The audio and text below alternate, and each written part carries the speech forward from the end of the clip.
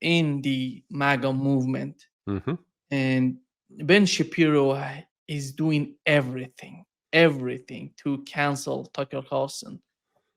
And I don't know he's going to be that big, that powerful to do that, but he's trying to do everything.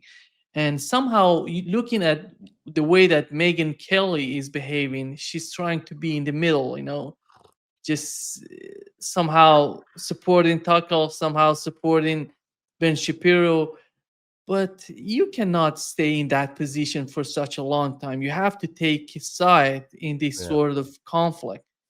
How do you see what's going on within the MAGA movement?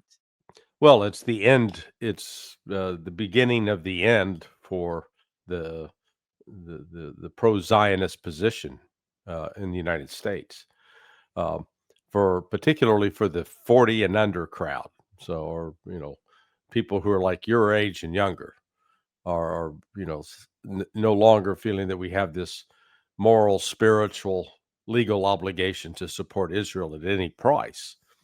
And Tucker has become a leading voice in that, and that's why the Shapiros and the Levins are attacking him so vociferously and so viciously because they recognize he is enormously influential.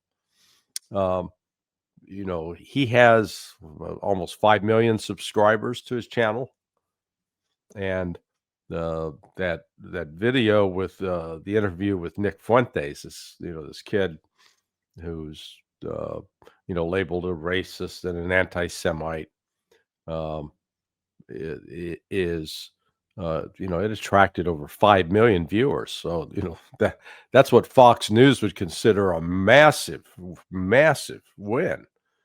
Um, so this is it's fascinating watching. People are lining up, choosing sides, and from my perspective, the Zionists are going to lose. They're losing it. Everything that Mark Levin does in attacking Tucker and everything that Ben Shapiro does in attacking Tucker simply brings Tucker more support. So it's not the people aren't lining up going, man, those Zionists, boy, they make a great point. They're a bunch of murdering thugs, is what they are, a bunch of bullies. So it is. This has weakened Trump significantly, and I don't know if he realizes it yet or not, but he has. I think he's fatally injured himself. His presidency will be a failure, not a success, because he has chosen the side of Israel over America, and there are just too many Americans now who want nothing to do with the Zionists and this reflective pro-Israel posture. They thought, Larry, if these sort of theories about Israel and the case of Charlie Kirk, we don't know the reality, but from what we've seen so far, I don't think that even the assassination of Charlie Kirk has helped Israel in any manner. You know, they if we assume that the people who were behind this, when they wanted just to remove him, and after all, they wanted to intimidate Yeah. Tucker Carlson, Candace Owens, that is backfiring on them. Well, you've had both with Mark Levin and this Congressman Randy Fine um, make essentially death threats against Tucker. They don't use the word kill, neutralize. We're going to neutralize him. Well, that's a euphemism for killing somebody. Uh, this split that has now erupted, or it's better to call it a fissure that has now erupted between the pro-Zionist crowd and what's now an anti-Zionist crowd, is it's significant. A large number of people are basically starting to turn their backs on Trump because Trump is seen as just um, uh, you know a, a slave to Bibi Netanyahu. They had I'm sure you've seen the video of this kid from Auburn University. who asked Eric Trump and the question about, well, why are we, you know, basically your dad's taking $250 million from these Zionists and he gets treated with disrespect. And they brought up, well, because Iran's trying to get a nuclear weapon. And the smart kid goes, well, wait a second. Iran's a signatory to the IAEA, and there's no evidence that Iran has a nuke. Israel is not, and it does have a nuke.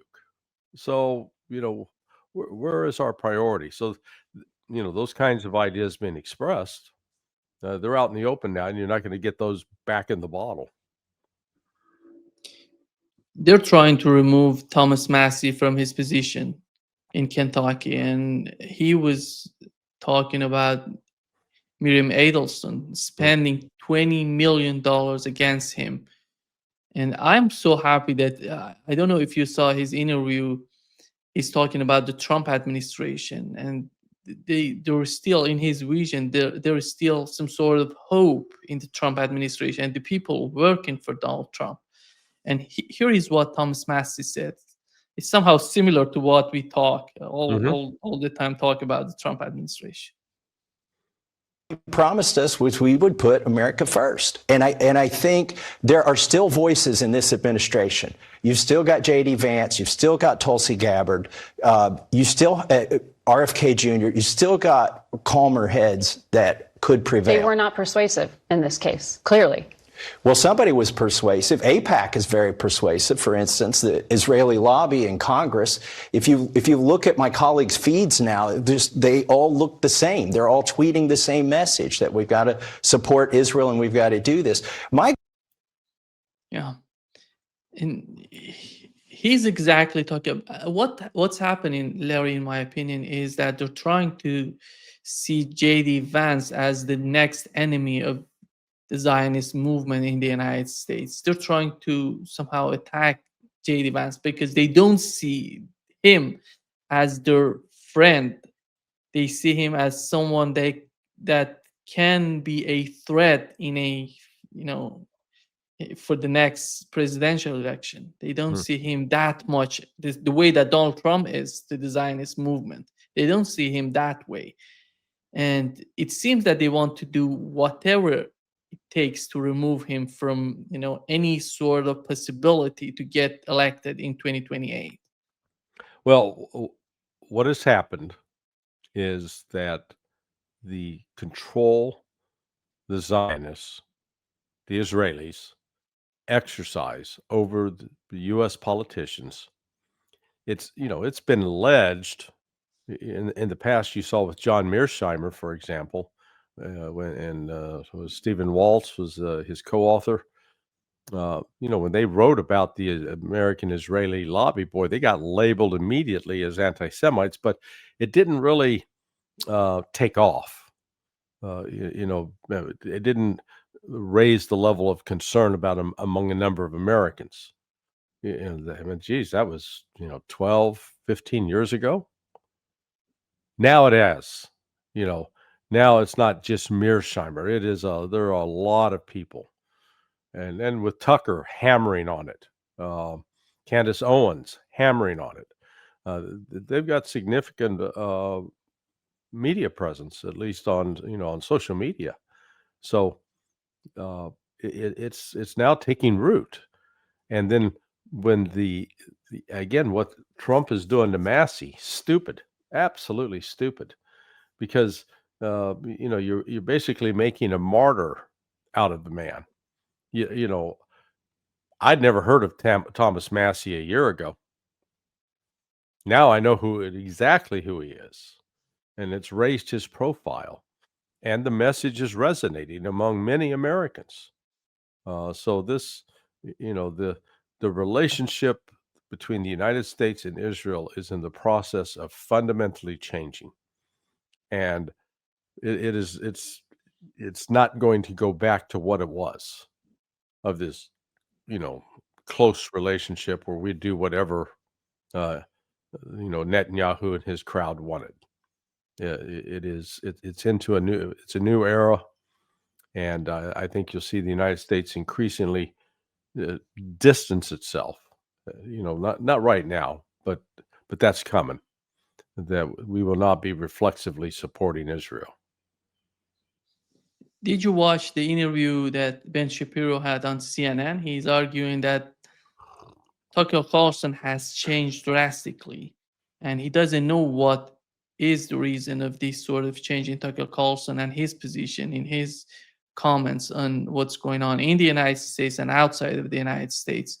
But when we look at Tucker Carlson, and before he was in Fox News, he was trying, he had some sort of limitations in the way that he talks. When Mhm. you're working for a network, that much, Fox News, a huge network. And when you come out, you decide, you study, you learn more things, you study by yourself instead of getting the notes from other people. That's Well, the main. yeah. What I mean, what look, Tucker. I think the primary um, force changing Tucker's, what he talks about, how he talks about it, is um, let's call it his conversion to Christianity. Or, you know, in the past, he was like, let's call him a nominal believer. You'd say, "Are you Christian?" "Yeah, I'm a Christian," but he never really. It was not something that guided his actions. Now it is. And one of the points he made in that interview he did with the kid Nick Fuentes, he says, "Look, it's against Christianity, this blood libel, to blame, to say it's the Jews, or it's the Russians, or it's if you take a group of people and you put a label on them, yeah, he said that's wrong. You got to judge them by their actions." Um, something that's genetically based. In other words, uh, you know, you're not born a Zionist. A Zionist is something you choose to become. It's something that you choose to believe. You decide, yes, I believe there's this magical deity that, thousands of years ago decided that we, if we're Jewish, that we're very, very special. And this deity loves us more than everybody else and gives us permission to go kill everybody.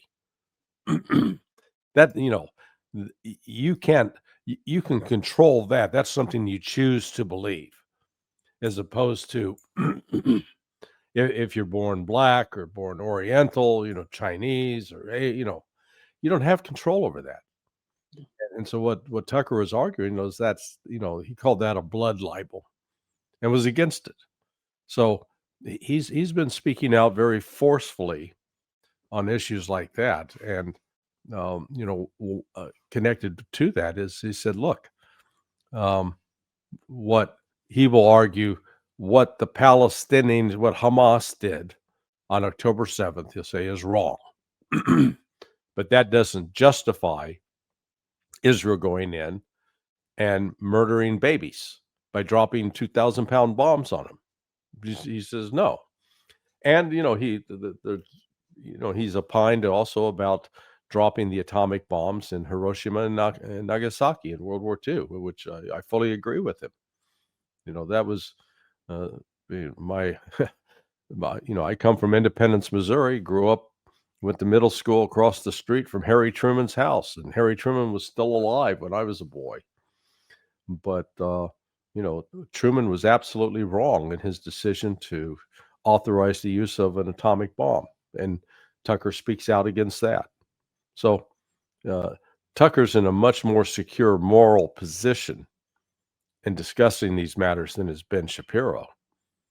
And when Mark Levin or Ben Shapiro talk about he's promoting hatred of Jews, I said, "No, Mark, Ben, we don't hate Jews. We just hate you." Okay? You, because you're both despicable human beings who are full of nothing but hate.